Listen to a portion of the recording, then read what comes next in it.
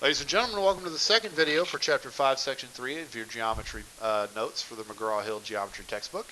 The section is entitled Inequalities in One Triangle. This video is going to deal with the second rule in that section, which is what it is actually unnamed in your book. I have named this rule the side length angle measure theorem, mostly because that way if we ever use it in a proof, we can abbreviate it as the SLAM theorem. It's a very simple theorem, but we do have to write most of it out. It reads the following. In any triangle, the longest side, help if I could spell, the longest side is always opposite the largest angle. And the shortest side is always opposite the smallest angle. Okay? Which means that the middle side is opposite the middle angle. This is true for every triangle. It is true no matter what size, no matter what shape. And what's even better is that the converse of this is also true. In other words, the longest side and the longest angle are always opposite of each other. Okay, so what I usually do is I write in and vice versa, meaning that if I was given the sides instead of the angles, I could figure out the order in terms of angle measure as well, because it goes both directions. Okay. So what am I saying with that? For example, down here in triangle ABC, the measure of angle B is greater than the measure of angle C is greater than the measure of angle A. Okay? Because 120 degrees is greater than 40 degrees is greater than 20 degrees. I don't think any of you would disagree with me of that. Okay? Now what I'm saying is each of these angles, okay, starting with angle B is opposite of side AC. It is across the triangle from AC. Okay? Angle C, the 40-degree angle, is opposite side AB. Go across the triangle, you find AC, or AB, sorry. And finally, the 20-degree angle, angle A, is opposite of the side BC. So this SLAM theorem is stating that if angle B is bigger than angle C is bigger than angle A, that means that side AC, which is opposite angle B, is greater than side AB, which is opposite angle C, is greater than side BC. That's listing them in order from the longest side to the shortest side. So I've got a couple of examples to go through, and then we'll be done with this set of notes. Here we go. List the side lengths in the triangle below from longest to shortest, in other words, in descending order of length. Please pause the video and try it, and then check your answer. So, in order, from biggest to largest, the biggest angle is angle C, then angle A, then angle B, because 64 degrees is greater than 61 degrees is greater than 55 degrees. What this tells us is we can go and find the sides opposite of these angles. The opposite side from angle C is side AB. So AB is the longest side. Okay? Actually, I shouldn't put a line segment over that. AB, the length of AB is longer than, is greater than.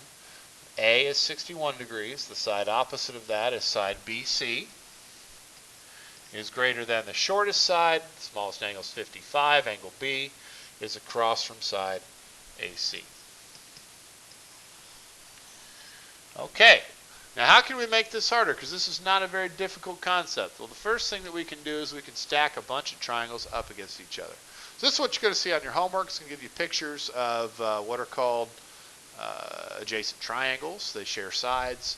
And we are going to go in here and we're going to be asking to determine the relationship between each pair of angle measures. In other words, all we're going to be doing is inserting a greater than, less than, or equal to sign between the angle measures that are asked about.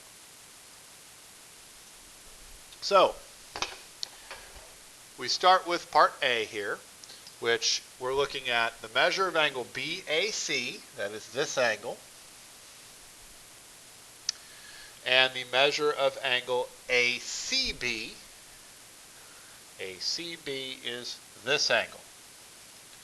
Okay, that means we're really looking at 34 versus 26. And we ask ourselves, which number is bigger, 34 or 26? Well, 34 is bigger.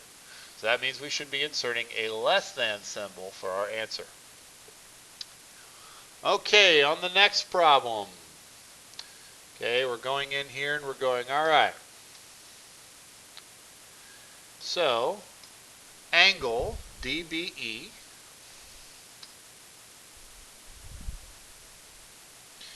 DBE is this angle.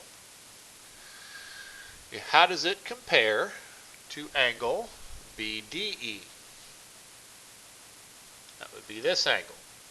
So the 33 is opposite of BDE, and the 16 is opposite of the angle DBE. So DBE has a 16 opposite of it. Would help if I was on the pen tool, I suppose. Okay, DBE is opposite a 16. It should not be that color. 16. Okay, and BDE is opposite of a 33, meaning once again we're going to be using a less than symbol to compare those two angles. Finally, we've got angle BCD, which is this angle, and angle CBD, which is this angle.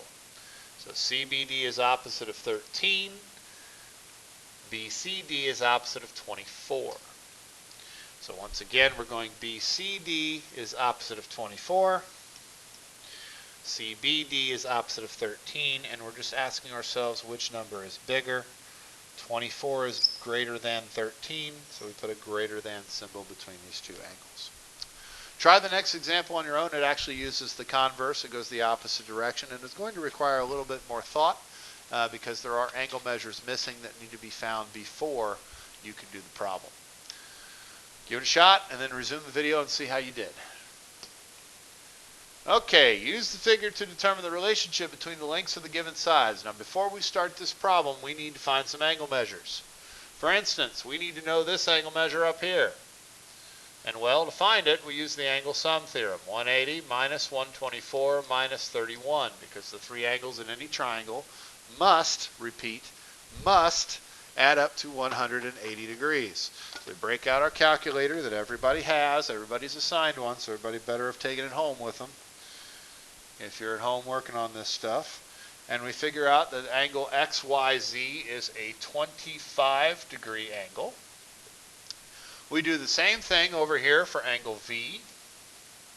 I can call it angle V because it's the only angle in the picture that has a vertex at angle B. It's part of a triangle that contains a 119-degree angle and a 19-degree angle.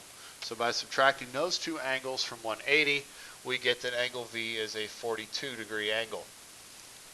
Now, in the middle of this picture is another triangle where we don't know two of the angles. Well, angle YWZ, that would be this angle right here, is easy to find. It forms a linear pair with 119 degrees. So its measure should be 180 minus 119 degrees, which is 61 degrees. There are two ways to find the final missing angle, angle WZY. You can either do angle sum theorem, which is the one most of you are more comfortable with, so it's the one I'm going to show the work for, 180 minus 61 minus 43. Or you could realize that that is a remote interior angle for an exterior angle of 119 degrees, meaning it would also be 119 minus the 43 degree angle with a vertex at y. So we find that angle here real quick by typing that work into our calculator, and we get that this angle is a 76 degree angle.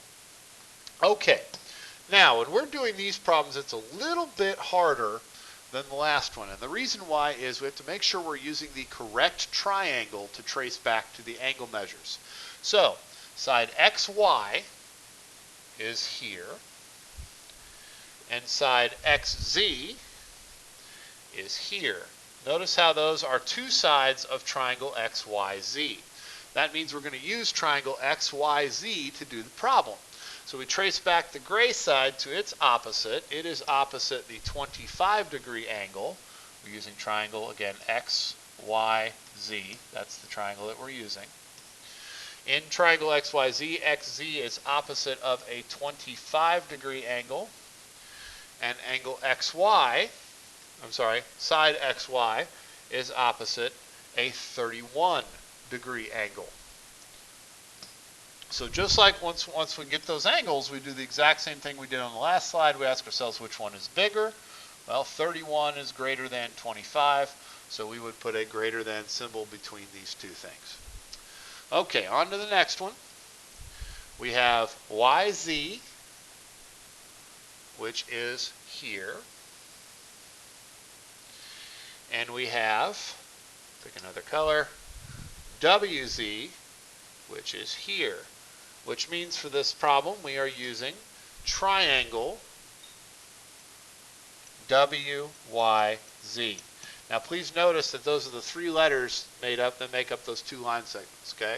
So when we trace back the angles, we do so in that triangle. WZ is opposite our 43 degree angle, and YZ is opposite the 61 degree angle. So we have to compare those. YZ is opposite of 61 degrees, WZ is opposite of 43 degrees. We ask ourselves which one is bigger? Well, 61 is greater than 43, so YZ is greater than WZ. And finally, we've got side WZ again, so this time we'll do it in blue, and side VZ, which we need another color. Let's see, what have we not used? Used purple, used gray, used green, used blue, red. We used red. VZ in red, which means that we are referencing triangle WVZ for this problem. Okay? So, VZ, which we did in pink, is opposite of the 119 degree angle. And ZW in this triangle is in blue. That is opposite the 42 degree angle. So again, we ask ourselves, how do those two angles compare? Well, there isn't much of a comparison. 42 is far less than 119, meaning we should be putting a less than symbol between those two. I'm pretty sure that does it for this set of notes. Yep. Okay, that does it for the Section 5-3 notes. Thank you very much for your time and attention. Good luck on your homework. Email me if you have any questions.